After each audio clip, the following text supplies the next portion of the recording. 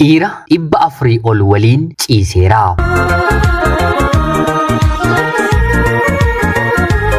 Yeroodhaaf maqaa kiyya himachuun barbaadu kanan dhaladheetti guddadhee magaalaa Finfinnee keessatti yeroo ta'u barnoota kiyyallee kutaa 1 hanga 9tti baradheera. Seeraan baradheera garuu jechuu hin danda'u. Bara 1998 utubaa mana keenyaa kan ta'e abbaan koo dhukkuba yookiin immoo dhibee HIV/AIDStiin addunyaa kanarraatii boqote. Haa ta'uutii garuu yeroo sanatti duuti abbaa kiyyaa dhukkuba HIV/AIDS ta'uunsaa hin beekamu ture. Abbaan koo du'a malee mana yaalaa deemuu gonkumaa hin jaallatu. Eega lubbuunsaa darbeeti haati kiyya dhukkubsachuu jalqabdee jennaan vaayirasiin kun haadha kiyya irratti illee deebisee mul'annaan abbaan koollee dhukkuba HIV/AIDStiin akka inni boqote beekame. Bara 1998 yeroo abbaan kiyya boqotu ani barattuu kutaa 5ffaan ture. Hangafti mana keenyaa dhiiraafis durbaafis sanadha. Anaan booddee haatii fi abbaan koo kan waliin godhatan dhiirota jajjaboo 3 turanii. Waa'ee abbaa keenyaas kan beeku jabduun yeroo sanaa ana ture. Abbaan koo barnoota duriitiin nama baratee fi hanga dippiloomaa isaattis baratee kan xumure hanga bulchaa gandaa ta'uutti magaalaa Finfinnee keessatti tajaajileera. Maalis ta'e magaalaa Finfinnee keessatti yeroo sana afaan Oromoo dubbachuus ta'e barreessuun beekamuu baatus abbaan koo garuu afaan haadha keessaniif abbaa keessanii baruun keessan dirqamanuun jechuun anaa fi obboloota koo barsiisaa mana keessatti afaan Oromoo qofa akka nuti dubbannu nu gorsaa ture. Karaa kanaa ani obboloota koo hundumarrayyuu caaleen afaan Oromoo yeroon qubeessu qubeellee hin dogongoru. Erga abbaan koo boqotee haalan argadhe kamiiniyyuu wantoota afaan Oromootiin barreeffaman dubbisuudhaaf yaalii nan godha. Amma naman magaalaa Finfinnee keessatti dhaladhee guddadhe gonkumaayyuu hin fakkaadhu. Afaan Oromoo dhaloota abbaa koo keessaa ta'ee Shawaa keessatti kan dubbatamu sirriitti nan haasa'a, sirriitti nan barreessa, sirriittis nan dubbadha. Yeroo tokko tokko abbaan koo baadiyyaa gannallee maatii isaa biratti deemnee akka dabarsinuuf nu godhate ro'e. Kun immoo seeraan nama naannoo sanaa waliin illee akkan wal baru akkan sirriitti dubbadhu nu godheera. Abbaan koo ganda keessa yeroo hojjetu gandaallee nuuf fuudhee hamma inni lubbuudhaan boqotee waggaa 2tti gatiin kiraallee nu hin ilaallatu ture. Haa ta'uutii garuu abbaan koo boqotee waggaa 2 booddee warreen hoggantoonni mana gandaa yeroo sanatti abbaan keessan gita isaaf gituu nuto hin taane aangoo isaatti fayyadameeti mana kana kan dhuunfaasaa godhatee isin keessaa baatanii hiyyeessaaf kennamuu qaba jedhamee nuyin keessaa nu baasanii mana gandaa sana nama biraadhaatiif kenname. Haa ta'uutii garuu yeroo sanatti hiyyeessi nu caalu hin turre. Erga abbaan keenyi boqotee haati keenyi gadi baatee hojjechuuf yaaluun bakkee yookiin immoo diida keessatti boqqolloo, dinnicha, timaatimii, shunkurtii fi kuduraalee fi muduraalee gara biraa bituudhaan hirtee gabaa gullitii keessatti daldaluudhaan anaa fi obboloota koo guddifachuuf yaalii gochaa turte. Haa ta'uutii garuu gatii mana kiraa dabalatee baasii mana keenyaa danda'uun haadha kootti baay'ee ulfaate. Yeroo sanatti dabalataan manuma jiraannu keessatti dhiironni garaa dhufanii haadha koo waliin ciisuun maallaqa kennuufi eegalanii. Yeroo kanatti haati koo ifaaf ifatti anatti natti himte. Kanaan booddee ani dhukkuba kana qaba. Dhiirri immoo dhukkuba qabdi dubartiin jedhee hin sodaatu. Maallaqa qabuun of eeggatee waliin ciisuu barbaada. Isinin jiraachisuuf jedheen lubbuu kooyyuu foon kooyyuu haa ta'u kukkuteen akka isin hin rakkannee fi barnoota keessan addaan hin kunneen isin barsiisuun barbaada. Wanti kun sirrii miti. Haa ta'uutii garuu isin barsiisuudhaaf filannoo gara biraan qabu. Firri obbolaan jireenya kana keessatti na gargaaru tokkoyyuu hin jiru. Narratti hin murteessiin jettee haati koo hojii kana eegalte. Otoo hojii gaarii ta'ee kan Waaqayyo jaallatu gabaa argachuun ni ulfaata. Haa ta'uutii garuu kanaaf dargaggeessi 2-3 halkan balbala nutti rukuta. Ana haadha koo fi obbolaan koo kutaa tokko keessa jiraanna. obbolaan koo xixiqqoo otoo dhagahanii haati koo hojii gara biraa nu maddiitti hojjeti. Baay'ee ulfaataadha. Anaafillee miti. Xiinsammuu obboloota koo warra kaaniifi. Kanumaan iyyuu otoo jiraanne irra ta'e baay'ee gaarii ture. Haa ta'uutii garuu nyaata gaariis waan hin qabneef qorichi isheen dhibee kanaatiif fudhattu immoo ishee miidhaa dhufe. Yeroon ani kutaa 9ffaatti darbu hojii kana hojjechuu miti bakka ciistee iyyuu ka'uun haadha kootti ni ulfaate. Yeroo kanatti barnoota addaan kutuun dirqama natti ta'e. Haadha koo namoota ganda keenyarraatii maallaqa sassaabeen yookiin immoo walitti qabeen mana yaalaa geessuun eegale. Haadha keenyas wantan dhabu natti fakkaate qofaa kootti halkaniif guyyaa nan boo'a. Haati koo yeroo hundaa adaraa ijoollee koo yooman boqodheefillee jechuun yeroo hundaa natti boossi. Umurii kanatti itti gaafatamummaan abbummaan kan haadha koo fi kan obbolaa koo natti kenname. Mana namaa deemeen uffata miicuu, biddeen tolchuu, ergamuu fi hojiiwwan hojjedhuun jedhamu yeroon kutaa 9ffaa addaan kute kanatti hojjechuudhaaf yaaliin godhe. Haa ta'uutii garuu wanti sun gatii mana kiraas ta'e qoricha dhukkuba haadha koof nyaata yookiin immoo qoonqoo obboloota koo cufuu hin dandeenye. Haati koo dhukkubsattee namni nu gargaaree mana yaalaa geesseen obboloota koo mana kaa'een hanga wayyaa'uufitti siree qabattanii turuu qabdu jedhameen guyyaa 3 akkuma buleen obboloota koo mana jiran warreen abbaa mana kiraa gatii kiraa kanfaluu dadhabdaniitu jechuun meeshaa waliin gadi baasanii gataniini. Namni biyya keenya gara jabummaansaa hamma kanaatti dhahamu. Otuu rakkatanii obboloota koo diidatti baasanii gaaffii natti hin ta'u ture. Haa ta'uutii garuu warreen nutti kireessan mooraa sana keessa jiru rakkina keenyas sirriitti ni beeku. Haa ta'uutii garuu guyyaa dadhabne kanatti nu gargaaruu nu bira dhaabbachuu dadhabanii. Hangasuma immoo ollaawwan keenyi gara biroon biddeena nutti baatan waan qabaniin nu gargaaran lakkoofsan qabanii. Kanaan haati koo hospitaalaatii dhukkubsattee yeroo baatu qorri rukutee bakkeetti dhukkubni biraa akka ittiin dabalamneef mana ollaa gallee guyyoota muraasa bullee. Ollaan kaanis akkanuma walirraa nu fuudhee baatii 3 haga 4tti mana namaa ture. Sanaan booddee daandiitti bahuun dirqama yeroo nutti ta'u obboloota koo haadha koo mataa koo qabadheen daandiitti bahee. Obboloonni kiyyas barnoota dhaabanii jireenyi bitaa nuti galee Finfinnee ormummaa ishee nutti argisiiste. Daandiitti akka baaneen hundumti keenyiyyuu mana amantaa ortodoksii jalatti walitti qabamnee guyyoota muraasa buluudhaaf yaalii goone. Guyyoota muraasa booddee garuu akka nuti bakka sana dahachuuf yookiin immoo jiraachuuf murteessina waan baraniif achi jalaallee nu kaasanii bakka biraa barbaaddadhaa as hin eeyyamamu nuun jedhanii. Gaafa rakkatan manni amantaas ofirraatii nama fageessiti. Kanaan guyyaa tokko akkanuma hojii humnaa yookiin immoo qansiraa hojjechaa ooleen gatii baasii yookiin immoo taaksii qarshii xiqqoo hin kanfalu. Kun obboloota koof daabboo bita jedheen miilaan deemaa otoo hin jiru maamilli haadha kiyyaa yookiin immoo kan dura icciitaadhaan dhufee halkan dhufee bira ciisu daandii irratti na argee mana eessatti jijjiirrattanii mana dhufeensin dhabee yeroo inni naan jedhu waa'ee rakkoo keenyaa isatti naasa'e. Yeroo kana inni maal rakkoo qabaree ani mana qabaa mana koo hin kireeffattanii yeroo argattan naaf kanfaltu jechuun nuuf eeyyame. Mana isaallee nan beekan ture. Gara bakka haati koo jirtuu deemeen obboloota koodhaan meeshaa baadhaa jedheen meeshaa mana keenyaa turan hunda baattannee halkaniin miillaan gara mana kanaatti mallee mana kana gallee jiraachuu eegallee.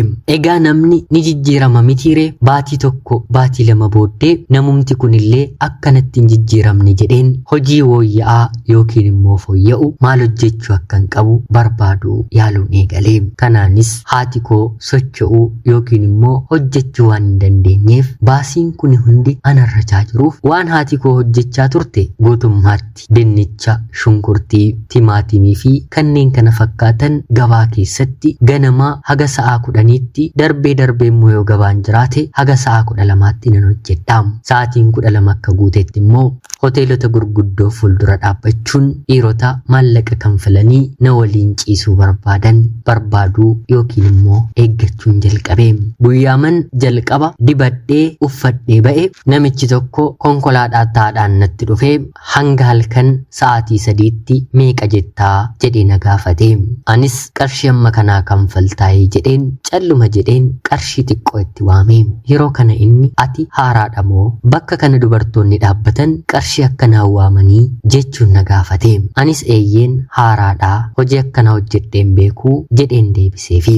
Tole jedhee naaf gadduufis bakki kun bakka itti namaaf gaddan utuu hin taane innis cubbuu anis cubbuutti hojjedhudha. Maallaqa qarshii 500 naaf kennee haga sa'aatii 3tti na waliin ture. Yeroo hedduu bakka kana waantin dhufuuf maamila waliif taananaan jechuun halkan sa'aatii 3tti na biraatii sokkee.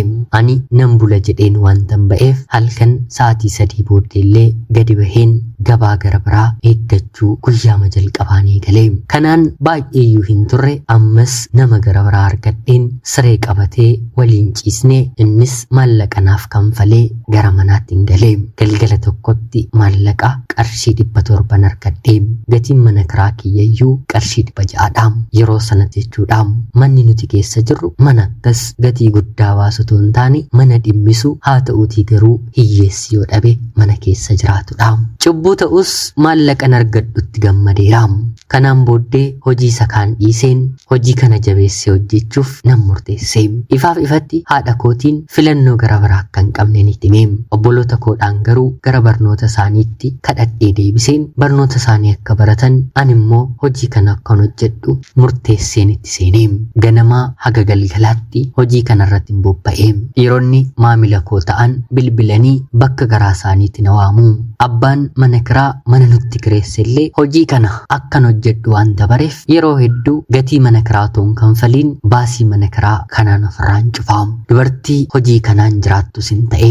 Darbeeyyuu mana bareedaa haadha koo fi obboloota koof nan kireessee meeshaawwan barbaachisan tokko tokkos biteen mana keenya nan guutee jireenya gaarii jedhamu jiraachuus ni eegallee. Kanaan otoon hojjedhu maatii kiyya sotoon jiraachisuu obboloota koo sotoon barsiisuu guyyaa tokko maamila tokko waliin baraamu. Maamilli kun gara biyya Turkiitti dubartoota faddaala yookiin immoo dallaala ta'ee deddeebisuudhaan beekama.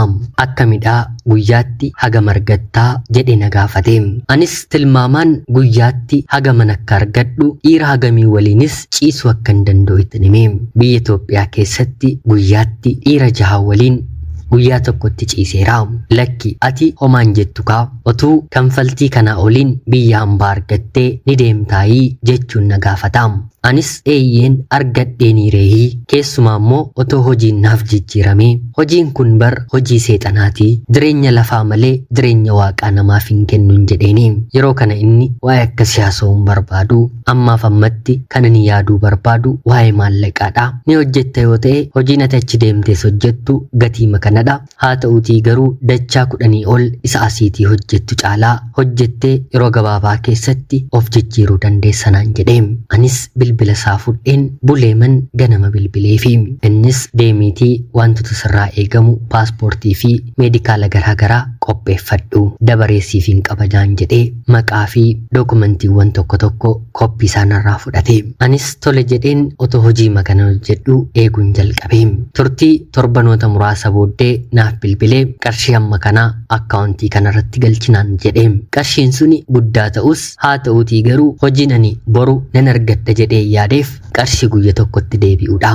Anis tole jedheen qarshii sana galche. Yeroo sanarraatii kaasee baatii 3 booddee waan hunduma isaa xumuree gatii xiyyaaraa tikkeettii mataa isaatiin kutee siree tiraanspoortii waan hundumaa qopheessee gara biyya Turkiitti na waliin imalee. Anis tole jedheen hojii kana hojjechuuf ofin qopheesse. Manni kuni hoteeladha. Hoteela baay'ee guddaa akka biyyattiitti beekamaadha. Manni sirbaa yookiin immoo ciffaraa, manni suusii yookiin immoo araadaa, hattoonni namoonni biyya sana keessatti yakka gurguddaa hojjetan bakka keessatti argaman, bakka keessatti dhokatan, ifaan nuti beeknu ifa namaa laatu, ifaan mana sana keessaa garuu yoo barbaadame ifaa dukkanallee ibsuu danda'u, tajaajila gosa hedduu akka namni suni kanfaleetti kan kennuu fi bakkatti gabaabumatti faranjoonni maraatan walitti qabaman dhorkaman jechuun ni danda'ama. Mana kana keessatti tokkoof tokko kan dhorkamu ulfaa'uu qofadha. Dubartiin tokko ulfooftee jennaan yookiin immoo qaamni ishee xiqqooma dabalee jennaan battaluma ari'amti. Anis tole jedheen mana kana keessa hojjechuun jalqabe. Ana dabalatee dubartoota hedduu jira. Dubartoonni Habashaayyuu jechuudha. Biyyoota Afrikaa garaagaraati boca yookiin immoo teessuma gaarii ni qabu dubartoonni jedhaman. Teessuma isaaniitiinis maallaqa barbaadamanii of jijjiiruu kan fedhan bakka kanatti walitti qabamu. Ifaan dukkanadha. Suura kee qofaatu boca kee qullaa qulqulluu kee waliin kaatee nama kanaatiif ergama. Yeroo dhufu lakkoofsa ni qabna. Lakkoofsa sana qofaa waama. Bifti isaa maal akka fakkaatu eenyu akka ta'e hin beeknu. Kutaa barbaade nu fudhatee waan barbaadu xumuratee ba'a. Yoo xiqqaate guyyaatti dhiira 4 dhiira 5tu dhufee ni qunnama. Kanan yaadadhu guyyaa tokkotti si'a 14 dhiironni na filatanii waliin ciiseera. Guyyaatti hojii malee ooleen buleerus nan qaba. Guyyoota hedduu jechuudha. Mana kana keessa yookiin immoo bakka kana waggaa tokko hojjedhee. Waggaa tokko hojjedheen haadha kiyyaaf obboloota koof mana ijaareera. Mataa kiyyaafis mana ijaarradheera. Sanaan booddee garuu hojjechuu hin dandeenye. Waliigalaanis turtii waggaa tokko keessatti dhiirota 400 ol waliin ciiseera. Dhiironni 400 kun eenyu akka ta'an maal akka fakkaatan homaa wantan beeku hin qabu. Eenyummaan isaanii icciitiidha. Namoonni sooressa ta'an qabeenyi isaanii gurguddaa ta'e tokko tokkollee biyya kanaatii bakka sanatti ni argamu. Kanfaltiinsaas guddaadha. Dhukkubbiinsaas guddaadha. Turtii waggaa tokko booddee qaamni koo bakki hundisaa natti bobboko kun sheeppii yookiin immoo bocni kiyya bade hojii sanarraatii nan gaggeeffame kallachaa gara biyya kootti deebi'e. Tarii dubartoonni tokko tokko jijjiirama kiyya gabaabaa kana yeroo argan maal ta'a nutis hojjennee yeroo gabaabaa keessatti jijjiiramnee anaan jedhu. Yeroon biyya Turkiitii deebi'u konkolaataa mataa koollee bitadheen nan qaban ture. Akkuman biyya sanaa deebi'ettis hojii mataa kiyyaa mana rifeensaa guddaa abjuu hojii kiyyaa otoo maallaqa qabaadhee kan hojjechuun barbaadan jedhus baneen hojjettoota 7 qacareen hojjechiifachuu jalqabeen ture.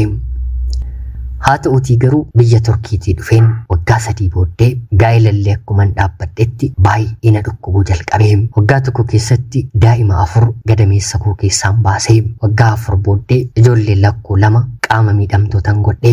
Sanaan booddee Rabbi gatii harka koo naaf kanfaluu jalqabee. Bakki hojii kiyyas ni cufame. Abbaan manaan koos na dhiisee gaa'ila gara biraa dhaabbate. Mana kiyyas gurgureen dhukkuba kiyyaaf hin oolchee hamma har'aatti haga har'aatti mana yaalaatii gara mana yaalaatii gara mana yaalaatti rakkachaa godaanaa ooleen bulaa. Har'a yoo ani fayye bor ijoollee kootu dhukkubsataa. Bor ijoolleen koo immoo yoo fayyite har'a immoo anatu dhukkubsataa. Naannoon jireenya kiyyaa kana taate maallaqa abbaan isaanii seera duratti ijoollee kanaaf kuteef anis ijoolleen koos ittiin jiraachaa ittiin wal'aanamaa jirra. Obboloonni koon qaama koo gurgureen isaaniif jedheen barnoota koo addaan kuteen gatii isaanitti kanfale nama ta'anii nama of godhu jedhee kan yaadaa ture. Haa ta'uutii garuu yeroo har'aa kana araada keessatti kufanii ofiiyyuu gargaarsa kan barbaadan harka namaatti kan reebaman mana hidhaa oolanii kan bulan ijoollee kashlabbee ta'anii hafanii. Magaalaa Finfinnee keessatti gargaaraa konkolaataa yookiin immoo raddaatii qofa hojjechuun of jijjiiruu dadhabanii isaanis gadda jireenya koo gara biraanatti ta'aniiru. Hojii isaanii yeroo dhageessu haati kiyya maal ta'a kana hundumaa arguun baadhee lubbuun koo daftee baateetti ta'e jettee boossee kadhattee. Yeroo ammaa kanatti kan hafee jiru mana haadha koodhaaf hin bite mana isheen keessa jiraattu qofadha. Anis ishee waliin hin jiraadha. Obboloonni koo waa'ee mana sanaarratti akka qabeenya isaanii godhataniiti yoo qoodame 3 keenyaaf qoodamaa jechuun hanga kanaatti as deebi'anii na loliitiif yaadaa jiru. Haati koos nu gudduutti waa'ee borii keenya baay'ee dhiphatti. Ani erga isaan kana ta'anii ijaan argaafuu isaan hin jaalladhu. Haa ta'uutii garuu isaan kanan kaleessa oolmaa oolaa fi ture tokkoyyuu yaadatanii tokkoyyuu hin beekanii. Har'a dhugaatti nan beelaa nan dheebodha nan du'a malee hojii kana keessan jiru. Haa ta'uutii garuu inni kaleessa raawwadhe yookiin immoo hojjedhe wantan kaleessa raawwadheen ittiin hojjedhe hundumaan irraa fudhate ijoollee koo immoo mallattoo dheekkamsa cubbuu koo godhee sababa kootti warreen reefu dhufan adabamanii anii fi haati koo immoo adaba sana guyyaa guyyaatiin akka ilaallu taasifamnee harka waaqaan dheekkamsa waaqaa jala jirra. Duuti abbaa koo har'a waggaa 20 fixuudhaaf waggaa tokkotu hafee. waggaan tokko suniyyuu xumurameera. Haa ta'uutii garuu wanti nuti waggaa 20 sana keessatti hojjenne amma immoo deebi'ee waggaa 20 dhufaniitiif gatii nu kaffalchiisuuf hidhatee ka'eera. Manuma haati koo keessa jirru si'a meeqa gurguramuu qaba jedhamee anatu kana fi kanadhaa habteen umurii koo maaloo hin gurguramiin ittiin liqeeffamu ittiin maallaqni namarraa hafuudhamu malee jedheen deebiseen hanga ammaatti qabeera. Karaa sirrii wanti walitti qaban galgala ofiifillee namaa ta'a. Karaa sirrii wanti walitti hin qabne garuu oolee bulee deebi'ee deema yookiin immoo mallattoo dheekkamsaa nu bira kaa'ee dabarsaa. Sirriidha har'a butaniis hataniis kan jijjiiraman nama kan fakkaatan namoonni hedduun jiru. Isa xiqqaatii haga guddaatti aangoo san qabneetii aangoo sanga qabutti tokko lamaan ilaaluu ni danda'ama. Haa ta'uutii garuu dhugaan isinitti hima yeroon ittiin waan ittiin gammadanii kanatti deebisanii boo'an hin oolu hin bulu. Dallaalaan yookiin immoo faddaalli gara biyya Turkii kanatti na erge manuma kana keessatti rasaasaan rukutamee ajjeefame. Akkanatti metti hojii kanaan gamoo hedduu nama qabu magaalaa Finfinneetti tujaara akka ta'e darbee immoo qabeenya isaa kana hundumaa maatiinsaa ijoolleensaa haati manaansaallee akka hin beekne ifaaf ifatti natti miira. Seenaa kana kanan isiniif qoodee akkasin bohaartan yookiin immoo gammaddaniif miti akkasin irraa barattanii fi qarshii 10 yoo haa taatu karaan taane karaa cubbuu hannaa fi ejjaan gamna ta'uudhaan harka keessan galteetti yoo ta'e ofirraatii baasaa. Abbaarraa fuutaniif abbaa goyyomsitaniif yookiin immoo mana waaqaa deebisaa galchaa. Bor godaannisa ittiin maallaqa kana yaadachaa jiraattan dheekkamsa guddaa Rabbi isinitti fida. Wanti immoo rakkattanii dafqa keessaniitiin walitti qabattan boru gatii isiniif ta'a. Inni akka koo hojiin akka keenyaa beekaniis otoon beekaniis itti galanii garuu dhugni isaa seenaa koodha. Ana obboleettii keessan magaalaa Finfinnee irraati. Ulfaadhaa nagayaatti galatoomaa.